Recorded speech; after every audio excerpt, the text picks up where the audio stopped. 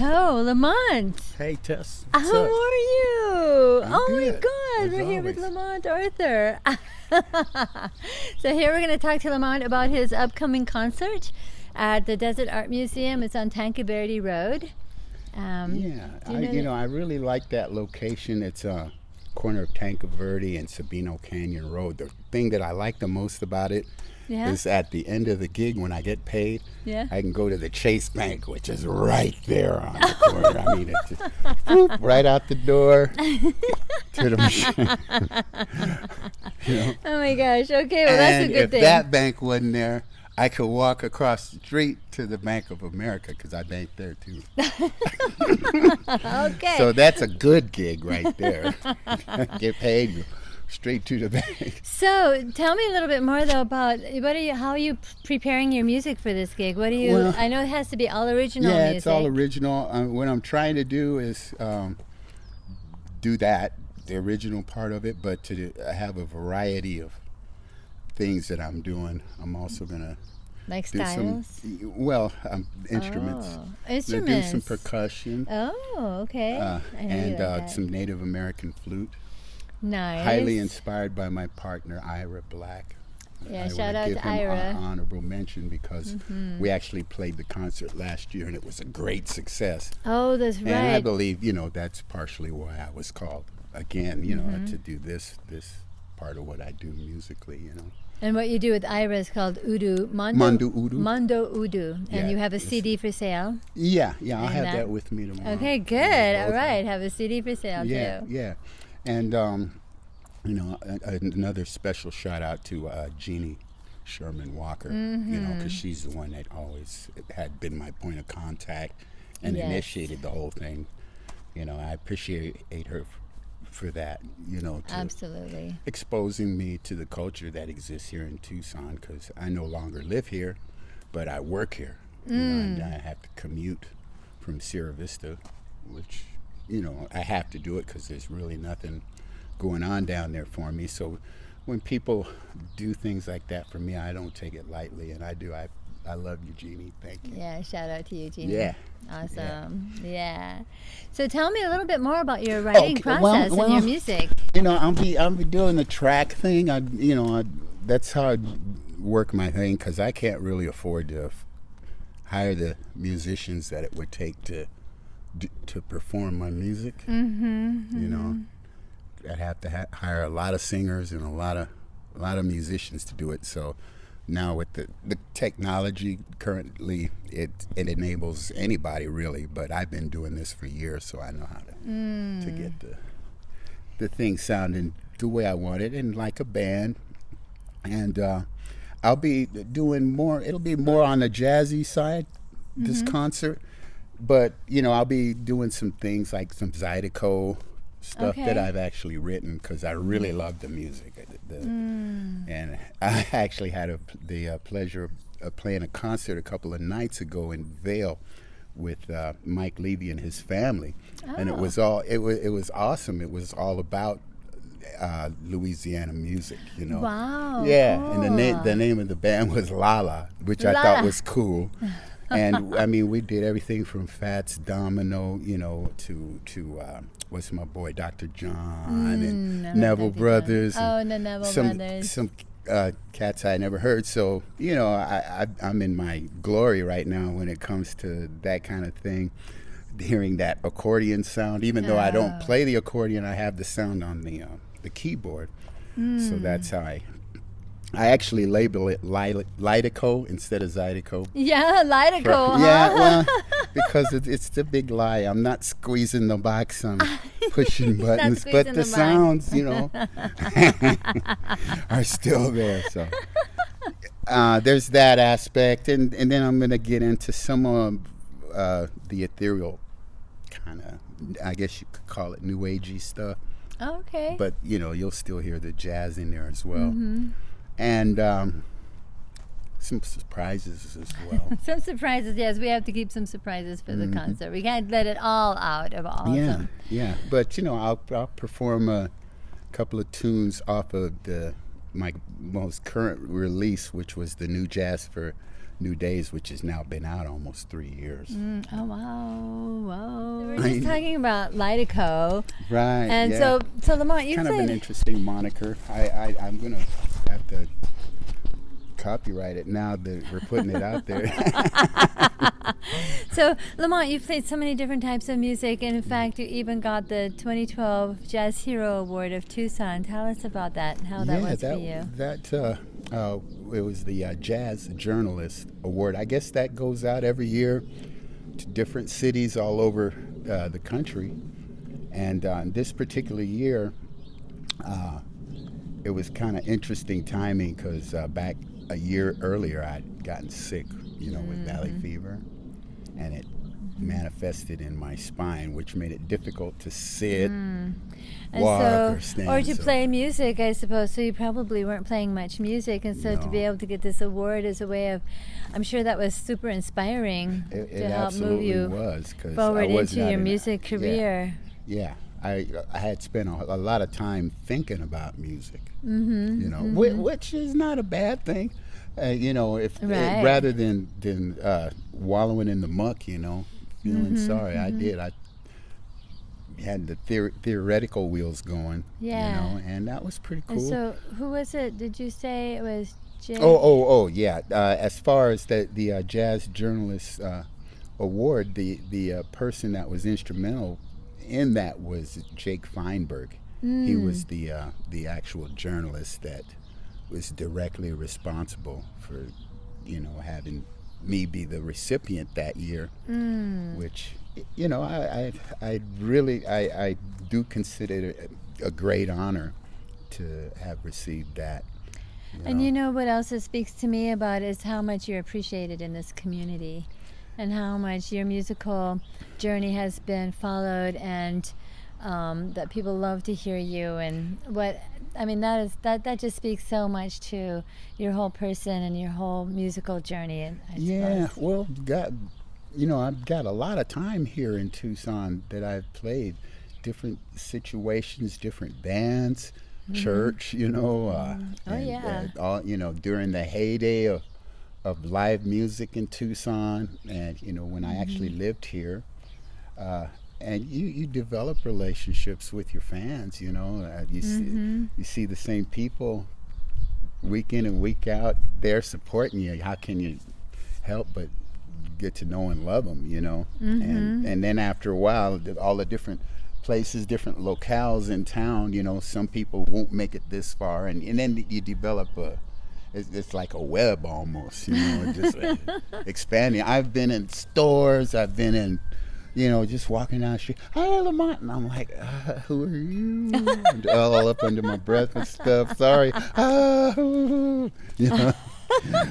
It happens a lot. And sometimes in other states, I actually had that happen to me in Vegas. Oh my gosh. That's so cool. Yeah, it was like, oh my goodness. Yeah, people love you and they love your music, and that's a testament to the part of the joy that we as musicians get, because it's all art, right?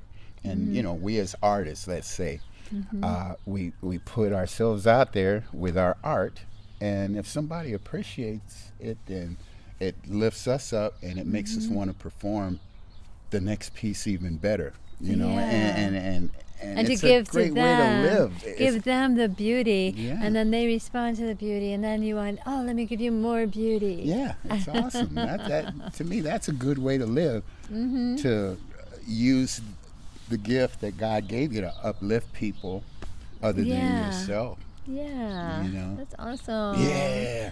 And gosh, when I see a person come in and I'm playing, could be with the band, could be by myself, and I see that frown come through the door coming in, set goes, and the frown is now it's just kind of contemplating.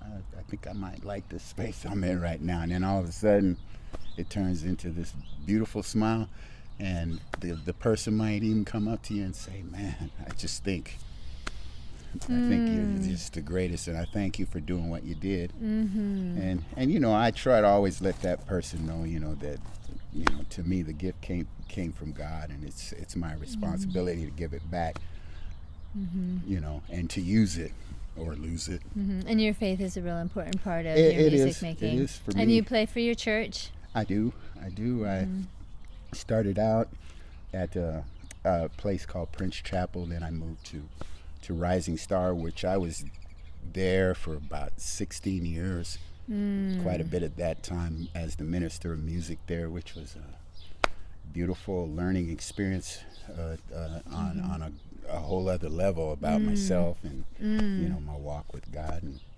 now I'm working at a church in Sierra Vista, St. Paul Missionary Baptist Church, which is a church that really needed me. Nice. Because they had, their only musician that they had left on to bigger and better things, in another church. This is a very small church.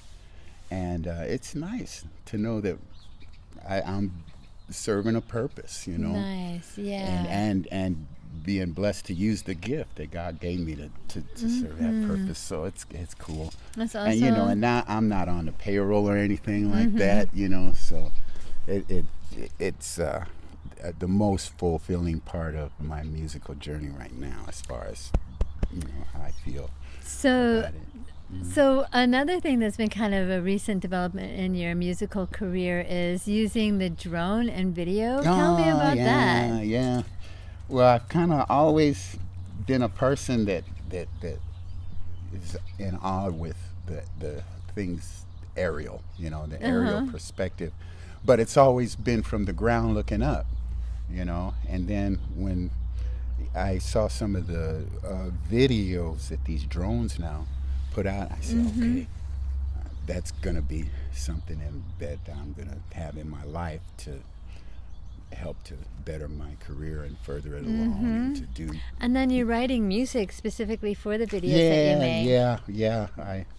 That's going to be soon to be. Before this year is out, that'll be a product. Woohoo! Yeah. And you've been also possibly been working on getting some of your music into into different libraries to be used for films and TV and stuff. Yeah. A few of the licensing opportunities that are out there, I'm taking advantage of. Had I think like 4 or 5 songs that are actually officially licensed for use in advertising. Nice. And so you're really being able to explore all the different avenues. Yeah. And going to be getting even hot and heavier into it this year. That was one of my resolutions, was really to pound the pavement. And while I still have the energy and the wherewithal to do it, we're not getting any younger. Yeah, no, we're not, are we? I was thinking Don't about remind me about that. I started my first keyboard that I owned was a little battery operated thing that Mom and Dad had got me for Christmas. Yeah. Where you hit the note, it had a fan. It was like, it was. You had to wait for it, and the little buttons for the chord, right? But with that joker, I was in front of the TV. With all the shows, commercials, and all this stuff. And then a couple years later, it's like this Wurlitzer with 2 manuals and bass pedals. Oh my gosh. And then on and on from there. Oh, And, nice. I just appreciate the love and nurturing that my mother and father gave me. Were they musical? No, I'm the only musician in my family that I know of. Wow. Ever. Wow. Yeah. Wow. So that's I have some, cousins and uncles, and they're talented, but it's not their it's not their passion. And I would have treasured being able to get together with Mom and Dad and everybody playing something and singing and playing together. I have friends that have that going on. That like me. That's how I grew up. The family orchestra. Yeah. We had a family orchestra. I have other friends that got that going on, and boy, that's one that I really missed. That if I had a bucket list and could rewind, I would. I'd let them play some. Yeah. So let's see. Mr. Hummingbird. Hi. Yeah. You guys can't see him, but I can. So I wanted to ask you about some of your musical influences. You know, we talked at one point about, you know, paying dues and working up through the different ranks, and you know how so much of what we do is it takes such a long time to develop it. And you've played in bands since you were a kid, and then in the church, and then doing the jazz. What's that journey been like for you? Well, you know, on this level here, where you know we're doing it full time, but we're doing it in places that don't really pay. It's a struggle, but I think the payback on it is the fact that we love it so much as we do. It makes all that junk that's attached to it that we have to deal with, that people don't see and wouldn't understand, tolerable. You know, if we lived in a state to where we had a proper strong union and we had musicians that were all on the same page, we could all be making more money, you know. Well, making more money, but also the musical journey part of it, the musical evolution, or, you know, the development of, what was the band like that you first started in? The first band I was ever in was a rock band. Okay. Yeah, back when Deep Purple was happening. Oh my God! And okay. Emerson, Lake and Palmer was happening, and Sweet. bands like UK and Boston and Kansas, they were all driven by Hammond organ. So that said Wurlitzer organ that I had mentioned earlier, Yes. I had to ask Mom and Dad, can I use it so I could get a Hammond B3 so I could play in this band? And they said yes. However, you'll make the payments. And I was good to go with that. They had a store here, which no longer exists. And too bad, they should have kept that as a historic building, because I love driving. It was on Broadway. It was called Muller Organ and Piano. I think it was somewhere around about, what is that street? Plummer or something like that, between Plummer and Euclid. And the guy, that's where they bought the Wurlitzer. Right? Okay. And that's what this guy is selling, all these buttons and Wurlitzer things. And I told the guy, I want a Hammond B3 and a Leslie. And he says, well, yeah, we got one. It's been sitting in the store room in the back for years. It's brand new, but it's kidding. So they brought that joker out with the dolly and the wheels and a brand new 122 Leslie, and the price of it was $2,300 for the whole package. Wow! I still have every receipt from every payment that I made to Valley National Bank. That's some trivia right there for Tucson folks. And you know, and that was the end of that. So I was learning from cats like Keith Emerson, John Lord, what's his name, Rick Wakeman, you know, the guy that played in the Grand Funk Band, Mark Farn, I think it was. He was the guitar player, but he could also play the organ killer. Oh my God, really? Yeah. They had this tune called Flight of the Phoenix Mound. He used to tear that joker up. And the name of the band was Apricot Brandy. Bunch of high school buds, me, the Colburn brothers, Barry and Jeff, now Barry Wright, and Danny Wakatani was the guitar player. And he was the lead singer too. He could sing, hit all those screams that what's his name, Page would hit. Wow. And we won. We were in a battle of the bands. We got first place and all that good stuff. Oh my gosh! Played some gigs, and it just grew from there. Wow! I didn't even know about jazz or the appreciation of it till way later on. So how did that come about? How did you find out about jazz? Well, my dad had some killer Jimmy Smith records. He never played them when we were at the house, but he had them. And I, you know, after he had passed away, I started listening to those, and and I had a friend. He was from Bisbee, Arizona, but he could do that. He could do Jimmy Smith. Wow. Almost just like him. Wow. And that was it. And then, I would buy all of his stuff, and then I heard about the other guys, and then I found a couple of records that my dad had by this lady called Shirley Scott, who was a marvelous Hammond organist. Oh, my gosh. Beautiful. She was like real tender on it, just like that, whereas Jimmy was just fierce flash, Oh, wow. And that's how I kind of wanted to be. And then this funk thing came around, and then you had bands like Tower of Power and this guy Chester Thompson. Oh, yes. The way that his approach to the Hammond B3. So I transcribed all of his stuff, all of his solos.